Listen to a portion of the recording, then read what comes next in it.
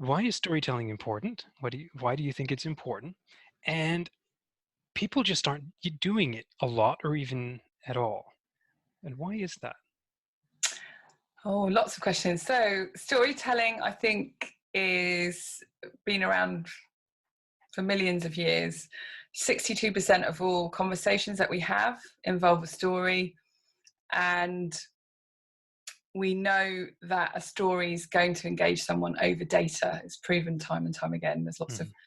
facts and statistics around that as well.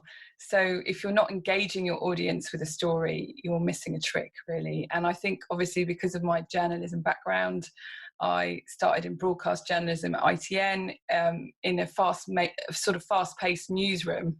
So that was sort of grabbing a story, finding out what the headline is, creating something quite quickly. Mhm. And then I moved into magazine journalism, so longer format. So but it's always been about the story. What's the essence of a story? And I think that's what I bring to my new business, where I pivoted and started training people to create content for their business. So I still write, Mhm. but my main thing is my sort of digital courses, teaching people how to storytell with Mhm. their content. Yeah. Because when they start to do that, they start to get results. Finding that hook, what makes you interesting, what's that point of interest that somebody's going to want to sit up and keep reading about. So you train them. You don't just do it for them, you help them see the hook Yes, for yeah. So themselves. when I started, because I used to own and edit a magazine, so Mhm. that was the sort of next phase of my career. So I helped lots of small businesses create their content, really, because we had an online platform, we had a website, Mhm. all our social media channels, and the magazine. So we were creating packages for them. So I was helping them rewrite their copy, Mhm. rewrite their ad copy. So I'd be working with small business owners, a mum who does cupcakes, or a dad who runs a football academy. Now I'm sounding really sexist, but it could have been the other way around. But those kind of business owners, but also big attractions, public, it'd be private schools in the US and Mhm. that kind of stuff. So I had lots of different types of clients, but I was helping them create their content. So when I sold my business, I did start copywriting for people, Mhm. but I realized that there was a massive need for solopreneurs and smaller business owners, coaches and consultants that also wanted to be the voice of their business. They didn't want to outsource it to a copywriter. Sure. So kind of Yeah. enabling them to tell their story, their business Mhm. story, across all the different platforms, Mhm. and also finding the right platform for them. Because I think sometimes people start out in business, if you're at the beginning, that they think they need to be everywhere, Mhm. and or they just create content for content's sake's another one of my favorite things. And I'm like, what's the purpose of your content? What do you want people to do next? And people Mhm. sometimes forget that in this flurry of, I need to be on every channel, I need to be telling people stuff, Mhm. and they're not really thinking about who their audience is, and what's going to resonate with them, what language is going to resonate with them, what stories are going to resonate with them. Yeah. So if you're helping them identify and tell their stories, better, what is it that they are um, not doing, like as it regards their stories, such that they're coming to you for help? Like, how are they doing it wrong? um, I think a lot of people are scared. So this is something I've come across with a lot of the one-to-one sessions I've done with people on Zoom and in person, Mhm. is people are really scared to put their head above the parapet, as in, I believe in this, this is what I stand for, this is what Why my do you think business that? is about, Yeah. this is my personality, this is, and just literally the whole visibility piece, like video, Hmm. blogging, all of those things where they really have to show their face and their personality. People are scared. They Hmm. really are. And it's, Do you find it's like just a human thing or an introvert thing? Is it a cultural thing? Because I, if you look at I the don't digital know. world, I think quite often the people I've worked with have come from a big corporate team almost. So okay. they might have even run a marketing department, but they've had someone create their blogs, and they've had someone in charge of the social media. They've never had to do it for themselves. Hmm. And obviously they are telling the brand story, or the business that they work for, and suddenly they've got to find their own, what they believe in, what they bring to the world, what's their unique Hmm. kind of selling point? What's their magic? And I think that's what people need to find when they are doing their own content. It's not, how can you disrupt the scroll? How can you engage people? How can you really grab their attention? Because Hmm. let's face it, it's really busy out there, isn't it? It sure is. It's busy with just a lot of people rinsing and repeating because that's what they think is it's what you got to do on every social channel or email newsletter. But you're right. If you can stand up and lead with a point of difference or make a focus on telling a story that gives people a sense of orientation or direction, it's a different game. I think so. And I've also seen a bit of oversharing. I don't know if you've come across this. So you kind of got that thing with engagement bait where someone would do a really outrageous headline. Hmm. In the UK, there was a famous, Freddie Starr ate my hamster. It was like on, one of the red top kind of tabloid newspapers. But, that kind of headline that will grab somebody's attention. But then I think there's also something which I like to call engagement bait, which just might be people think they need to overshare and tell maybe some pivotal moment in their life that led them to somewhere, and that is a good story, don't get me wrong. But Hmm. I remember I was listening to Amy Porterfield the other day, and she was saying, and I love this analogy, I've used it a few times: share the scars, not the scabs. And it was just like things Yes. things that no longer things that no longer hurt you or make you feel bad or whatever. So if you're going through a messy divorce, Hmm. don't talk about it. If you've Yeah. recovered from a messy divorce and it's relevant to your business Hmm. in some way, if you can refer back to it with some decent storytelling, then tell it. But you don't need to share everything. You don't have to do this. A few people I've come across have worked with other copywriters or kind of marketing experts who said, you need the vulnerability post in inverted commas. And I'm Hmm. like, no, you don't. If it doesn't feel good, if Hmm. it feels I don't know if you'd say this in America, if it feels icky, don't do it. Like Yeah. I just don't agree with it. I Yeah. just think there's enough about in people's personalities and in their belief systems and what makes them special Hmm. that they don't need to overshare, Yeah. share something painful, all that stuff that people think you need to do to kind of stand out. It's not I mean, necessary. there is value in the more human component of sharing what you're going through and whatever, but I think it has to stand up to the so what test, Yes, and I think that's held me back exactly. from sharing a bunch of stuff. It's like, oh, this is sort of a great moment, and then it's like, well, so what? You're not finished going through it. So you're right. Don't share the scabs, share the scars. It's more important to share what you've learned from it. And until then, keep your head down. Figure out what you Yes. need to learn. And keep on learning. Yeah. And also, and like the so what test, it's also, what's in it for them, what's in it for your audience. Mhm. Because again, it's like we all know that content marketing is not about us, it's about them. So if it's not relevant to your ideal client or the people that you're targeting, the story you're telling isn't, and you're not doing it in the language, Yeah. and you're not referring to the pain points that they have, Yeah. why are you telling the story? Like, it's a great maybe it's a great story for around the campfire, but it's not Exactly. not for I mean, content marketing. that is the difference between just sort of communal storytelling and then maybe brand storytelling, right? Where Yes. swapping stories around the dinner table or over drinks or at a campfire is you can tell the sort of mindless stories of this happened to be yesterday or whatever Mhm. because there's maybe an accepted context. People sort of know each other, understand sort of where you're coming from. But if you stand up with a megaphone in a trade show and you start doing that kind of mindless storytelling or storytelling without a message, without a takeaway, and you leave people asking, okay, what was the point of that? I just spent 5 minutes listening to you and have no idea where Yes. that was going. Yes. That's not valuable. You've probably just burned bridges. You haven't built much. Yes, exactly. And again, with some of the students I have, I'm like, what is the point? What is the purpose of what you're doing? And if you're not clear on your packages and what you offer people, and sometimes it can be that simple that they need to take a massive step back and look at their website just from from the eyes of somebody that's landed there first and go, is it clear what I'm offering? Is it easy to get in touch with me? And everyone's like, I Mhm. can't believe you're saying this, Claire. But honestly, the amount of websites I've looked at and you click It's away, so right? many. You don't get the Yeah. right information. Yeah.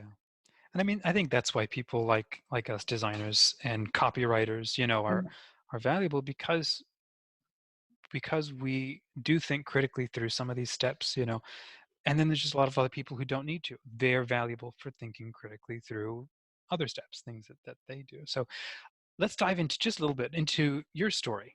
How did you get into it all? And like, was there a moment when you realized I need to be doing this with my life? So which bit? Starting in journalism, like the beginning, or like the 3 years that I've kind of started teaching other Yeah, people to your business, your brand, the Claire Winter okay, brand. my current business, yeah. So and we were talking about this, weren't we, earlier, where um I was working with a corporate coach, Hmm. and I was creating their white label blogs and their marketing material and stuff. And we had a conversation one day, and she was like, "How's it going?" I said, "Yeah, it's good." And she was like, "Oh, we'd really like you to be our full-time marketing manager." And I think this was a face-to-face, and I think the sort of look of misery, not misery, but I was like, No, that's not what I want to do." And then she's like, is doing this what you want to do? And I was like, no, I don't think it is actually. And we did a profile, and she was like, actually, you should be inspiring other people and training other people, and that extrovert bit of your personality is going to suit doing that.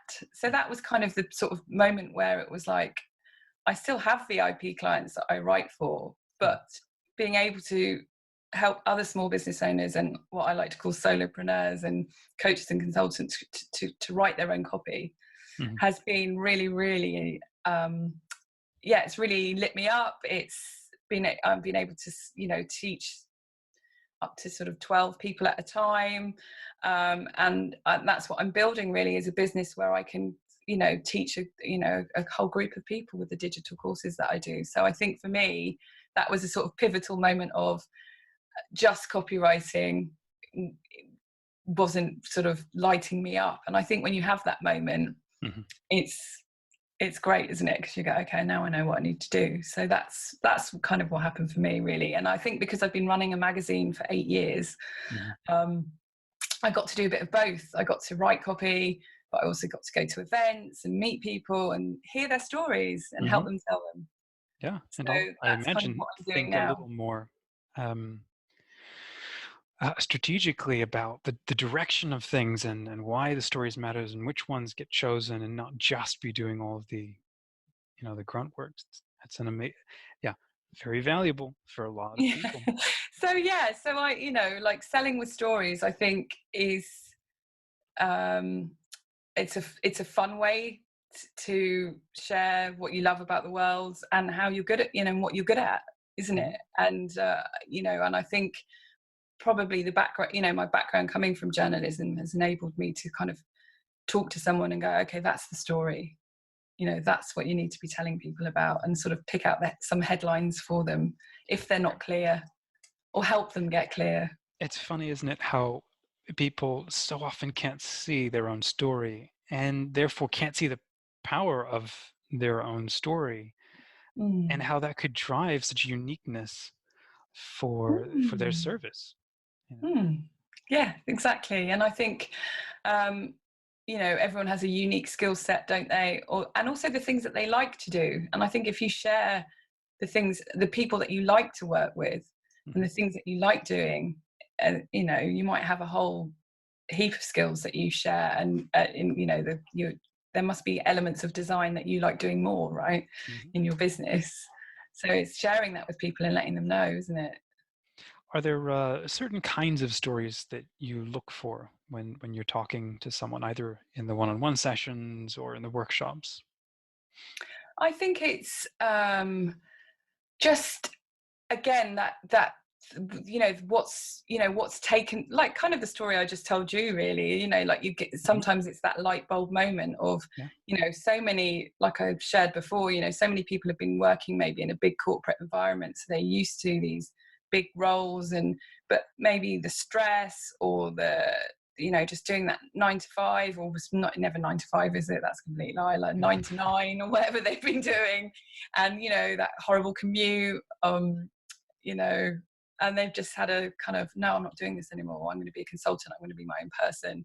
So I think that sort of storytelling comes up a lot with the people that I work with, because they probably come from one way of working and then have decided to work in a different way. Yeah. So people like the fact that I've got my shed quarters.